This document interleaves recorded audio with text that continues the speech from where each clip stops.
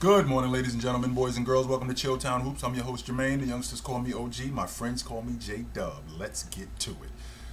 I am a huge fan of historical performances, right? When I see something that I haven't seen in a long time, it gets my blood boiling. It gets my juices flowing. No question about that. And what I saw last night with Joker, that was awesome.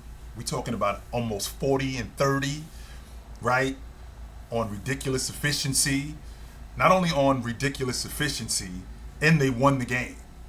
I had the Denver Nuggets before the season started. I had them as a top 3 seed, and they could potentially be a finals recipient. They could potentially be that. And that goes strictly off the strength of Joker. Jamal Murray has been great since he's gotten back in the lineup. He's playing his way back in the forum. MPJ is as well, right? So in addition to those guys, then you'll get a performance like you got from Joker every once in a while. I mean, I saw, Olajuwon go for a quadruple double. That was pretty awesome, right? I saw Tim Duncan in the NBA Finals go 20-20, and he went 20-20-10 and almost 10.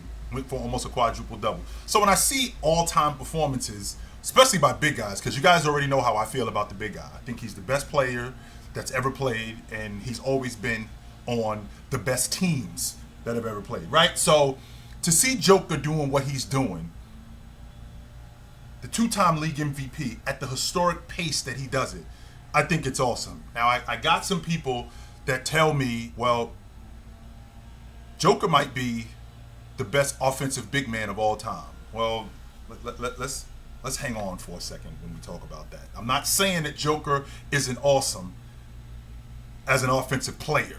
We talking about a guy that's averaging 9 assists this year. He's one of the better distributors that I've seen at the big spot, right? The fact that he can shoot the long ball and stretch the D with the best of them. His ability to find guys in traffic and make plays. And again, you know how I am about playmaking only being consistent of passing, because it's not. It's not just consistent of passing. Playmaking is a multitude of things, man, both on the offensive and defensive side of the basketball. But we strictly talking offense right now. So we talk about a guy who goes in there and beats up on your big man, and he goes in there and creates havoc and gets other guys to get into foul trouble. That's playmaking, and Joker is really good at that. Well, with that also being said, I mean, Chamberlain was the master at that. Chamberlain wasn't the free throw shooter that Joker was, but the distributor that he was. His ability, once he got Wally Walker and once he got Hal Greer, right? Once he got these guys, and he was able to change his game to be less of a scorer and more of a distributor, how much better he was. I mean, Chamberlain got 4, count them. He just got 4 40, 25, and 10 games. 4 of them for his career, right? And to do it in a league today where as wide open as it is and the game isn't big fella friendly, and when I say big fella friendly, I mean the conventional big man, the guy that plays on the box, right? The guy like Shaq, David Robinson, Olajuwon, Jabbar, Ewing, that guy. To do it in a league that's not big fella friendly, to do it in a league where you have to be able to stretch your game beyond the box, is pretty impressive for a guy like Joker. I'm really impressed with what I see from Joker, and I do think that the Denver Nuggets have a legit shot. They have a legit shot in the Western Conference because the Western Conference is so wide open. Now, they do have to do a better job defensively. I mean, what I saw last night in the fourth quarter with them, that's not going to get it done, especially against an inferior team like Charlotte, particularly against an inferior team like Charlotte. Because when they run up on the better teams in the Western Conference, the Memphis Grizzlies, right, New Orleans, teams like that, Phoenix, when they run up on the better teams in the Western Conference, performances like that in the fourth quarter are not going to get it done. They're just not going to get it done. So I do expect a better effort from them. I think I'm going to get it, right? I think I'm going to get it, but I was really impressed with what I saw from Joker last night. Speaking of being impressed, since we're on the subject of being impressed, Damian Lillard is a bit impressed with himself. And Damian Lillard said that He thinks he's the second best shooter of all time.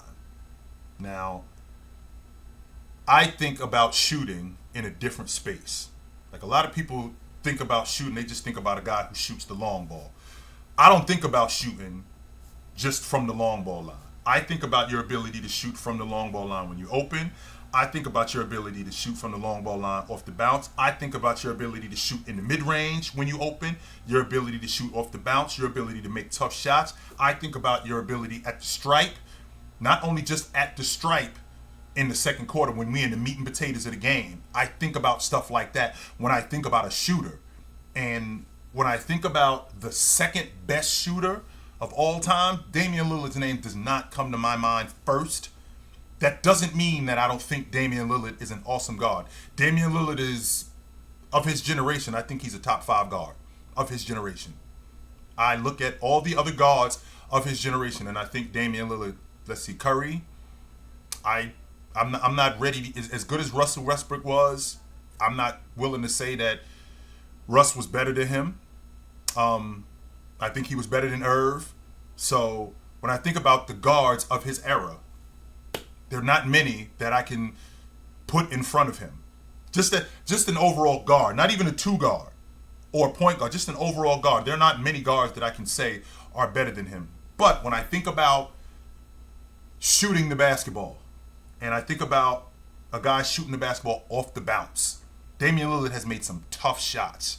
I mean, he's made series clinching shots, right? Sent Houston home in the 2014 playoffs. Game over. Cracks the long ball, game over. Take care, guys. Have a safe trip home. It was good to see you. We'll see you next year. Fast forward the clock, 5 years later, did the same thing with the Oklahoma City Thunder and Russell Westbrook. Sent them home, right? You guys take care, and took his team to the Western Conference Championship. That's very impressive, right? But when I think about other aspects of shooting the long ball, I think about other aspects of shooting in the mid-range off the bounce. Do I trust Damian Lillard more in the mid-range off the bounce or to make tough shots than I do Michael Jordan? Do I trust Damian Lillard more off the bounce or to make tough shots than Bryant or Kevin Durant?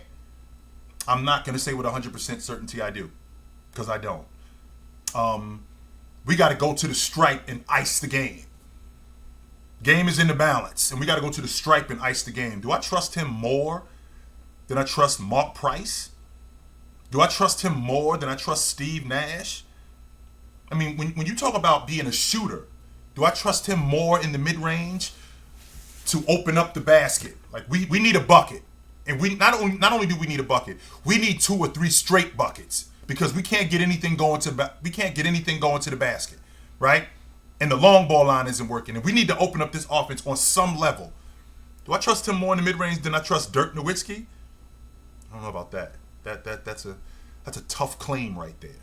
That's a really tough claim. So I'm not sure that Damian Lillard is the second best shooter of all time when I think about guys like Mark Price, when I think about guys like Steve Nash, right? When I think about guys like Jordan, when I think about guys like Kevin Durant, right? When I think about guys like that, and I think about a guy who can shoot the basketball, not just from the long ball line.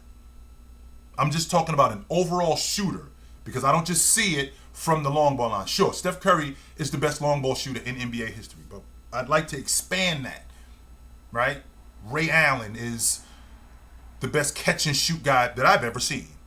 Best catch and shoot guy that I've ever seen, right? Like we just talked about, Damian Lillard, who iced the series against the Houston Rockets in 2014.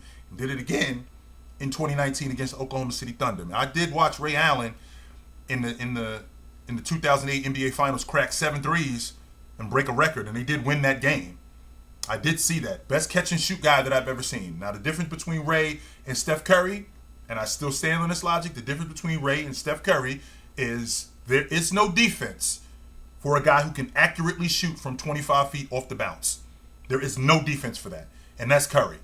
You can't plan for that. You can't scheme for that. The only thing that you can do is get the basketball out of his hands.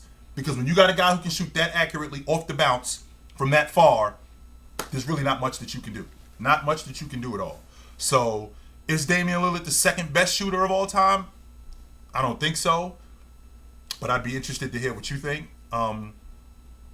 Since we're on the subject of not being able to do anything about it. Anthony Davis is hurt again, and this time it looks like he's going to be out for a month. He's got a foot injury.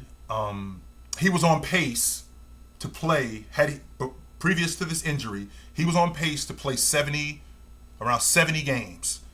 And the way he was playing, he was around 30, but I think the last 12 games, he was 31 and 13, 31 and 14 over the last 12 games, and he was rolling. The Lakers, from a talent standpoint, and I still stand on this logic, and I will until they show me something different. Even though they won last night, and I'm going to get to that in a minute, I think that they're the worst team in the league from a talent standpoint. And I don't mean their talent is the worst. I mean what they have produced. I think that they're the worst team in the league. There's no reason that you have that amount of talent and you've started that slowly. When you got a guy like Anthony Davis, when you got a guy like James, when you got a guy like Russell Westbrook, who's a Sixth Man of the Year candidate, right? When you got guys like that, there's no way that you should be at the bottom of the Western Conference. No way. So, I mean, they won last night. James now has to go back to having the dominant space on the floor, which wasn't the plan, which was not the plan. The plan was to play off of him. The plan was him playing off of Anthony Davis. That was the plan, and the plan was to turn Russell Westbrook loose with the second unit, because there is no second unit guard in the game today that's better than him, and that includes Malcolm Brogdon. He is not better than Russell Westbrook. No, he is not. And with that being said, now James has to go back to having the dominant space. And with him having the dominant space and having the ball, now what you're going to do is you're going to put additional miles on him. And he's already broken down. He's already shown signs of breaking down since the 18-19 season. That's happened. And James takes care of his body like no other. But when we get back to him having to play 35, 38 minutes, him scoring 28, 29, it becomes a lot. And it takes away from him physically, especially for what we're doing as a crew, right? Especially for what we're doing as a crew. So I don't like what I'm seeing from this Laker team. The fact that Anthony Davis is hurt, which sucks, because I'm having a difficult time. Previous to Anthony Davis being hurt, I was just having a difficult time believing that the Lakers were going to miss the playoffs again with James in the lineup, with Anthony Davis in the lineup. I just was having a difficult time with that. But now the fact that he's going to miss a month minimum, it looks like it could come to that again. I will stay tuned, and I will see what's going on. I will see what's going on with that. One more thing I'd like to talk about is the New York Knicks. I think they've won 8 of their last 10 games. Not only have they won 8 of their last 10 games, RJ Barrett has looked really, really good. Over the last 5 games, he's averaging 26 a game. He's much better in transition this season than he's been in the past. A lot better. Their offense doesn't really move like I would like it to move, but it's a lot better in transition. And RJ Barrett is one of those guys who has looked really good. I was really ready to put him in that space of franchise players this season. He started out slow, but it looks like he's starting to pick it up. And I like what I'm seeing from the Knicks. I do like what I'm seeing from the Knicks. Mitchell Robinson is one of the better rebounders in the game, but there's a lazy aspect to him. I really thought that them passing on that kid Mark Williams in Charlotte, I thought that was a mistake, because I do think that he's better today than Mitchell Robinson, and I think that he would have helped them tremendously. But they also got a kid on their team in Sims who's a pogo stick athlete, and he could definitely use some more minutes. But I think that because he's young, he hasn't really picked up the game as fast as they would like him to. But he's a ridiculous athlete, and as long as they could continue to work with him, I think that he'll just get better and better. But I like what I'm seeing from the Knicks right now. I do not like what I'm seeing from the Boston Celtics. I don't. They've lost 4 of their last 5 games. That Orlando Magic matchup, even though they're a bad team, that's a bad matchup for the Celtics. It just is. They have a ridiculous time dealing with Banchero. Bol is another problem that they have. In addition to that, they find themselves scrapping against their second unit, because Boston's second unit gets matched by Orlando's second unit. And without Jason Tatum in the lineup, without Jason Tatum in the lineup last night, it was a struggle. We're coming up on the dog days of the NBA season, so I'm interested to see how the Celtics can turn this thing around, but I think that they will. I think that they will. I think that they're the best team right now in the Eastern Conference, and I'm really interested to see how this thing unfolds. But it's good to see you guys. You guys know where to find me, and I know where to find you, and I'll be back soon. But until then, take it light, but take it.